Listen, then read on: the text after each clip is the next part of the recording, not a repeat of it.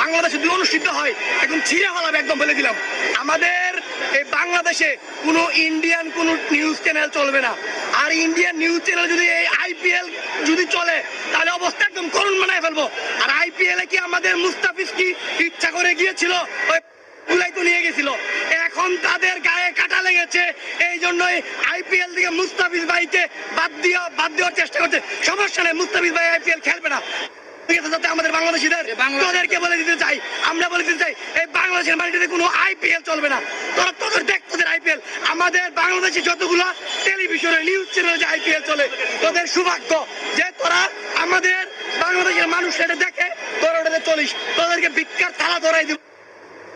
আবারও বলি, আইপিএল যদি এই বাংলাদেশে কোন নিউজ চ্যানেলে চলে তাহলে একদম টেলিভিশন কিন্তু বলে দিলাম। যেহেতু মুস্তাফিজ রহমানকে আমরা আবারও বলবো, বাংলাদেশের স্বার্থে দেশের স্বার্থে আপনি নিজেও বয়কট করুন, কোনো সমস্যা নেই, আমরা ইনশাল্লাহ আপনার পাশে আছি। আপনি বিশ্বমানের প্লেয়ার, এটা বিশ্ববাসী জানে। ওই ইন্ডিয়ার মতো খেলতে হবে, সারা বাংলাদেশি দলের কি অভাব পড়ছে?